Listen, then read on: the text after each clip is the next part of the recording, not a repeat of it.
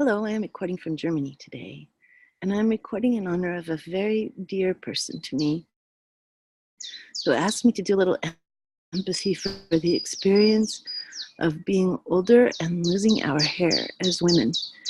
Men are welcome to listen in, since I know that this happens for some men as well. So, when I come face to face with my increasing loss of hair, I feel almost frozen with despair and dismay and shock and horror and overwhelm and bewilderment and worry.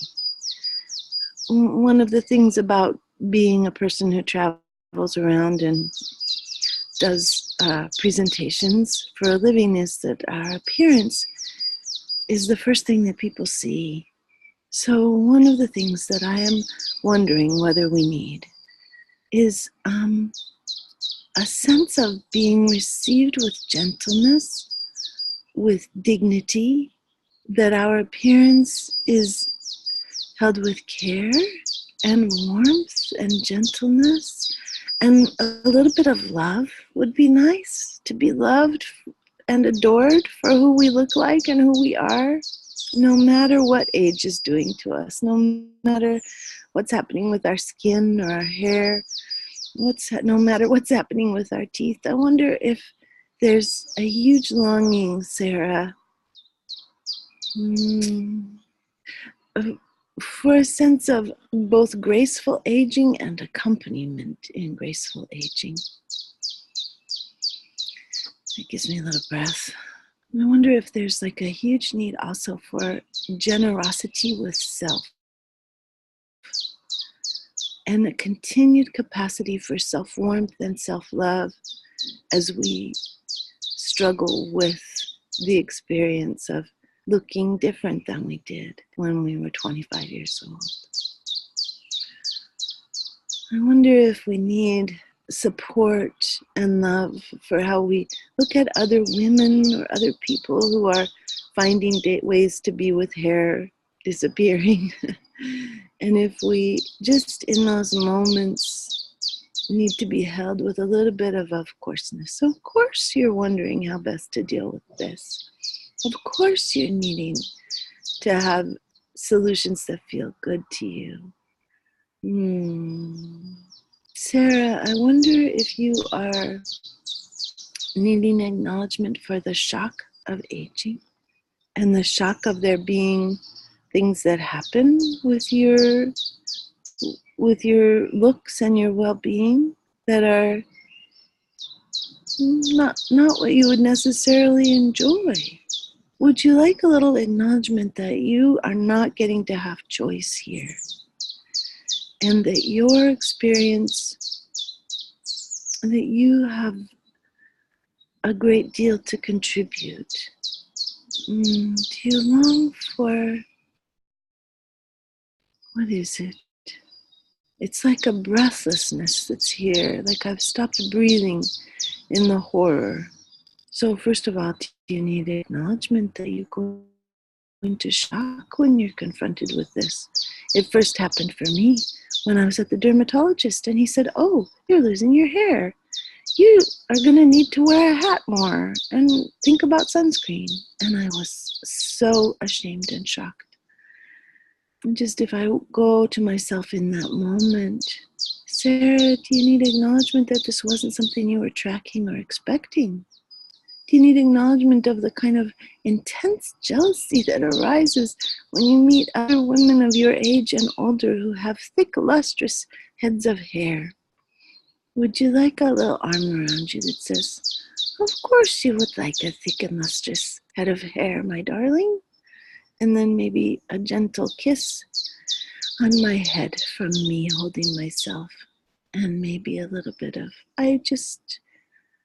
capacity to stay relational, to stay loving, to stay graceful. Like, I guess one of the things I need is a kind of steadfast self-advocacy and also perseverance and stamina for the experience of moving beyond where our body makes it easy for us to feel confident.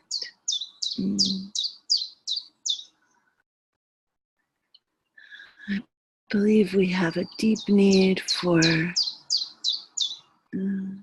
deep generosity and possibly a sense of humor about our own vulnerability to the depredations of passing years.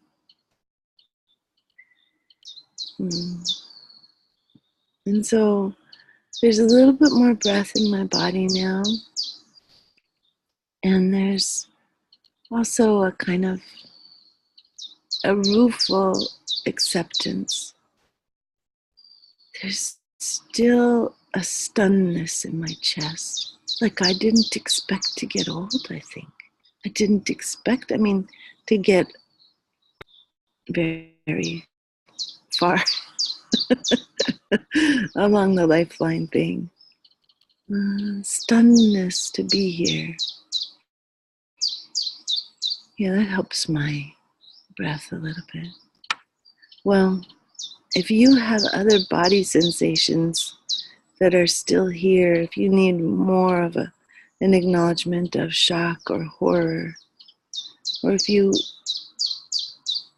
kind of want a little bit of empathy for the loss of easy beauty, I encourage you to write in what your body sensation is and what your sense of what emotion that might be and what your longing might be for. And whether you're more worried about other people and how their eyes see us, if we need a generosity from others, or if we are more kind of cutting ourselves to pieces and if we need generosity and mercy with ourselves.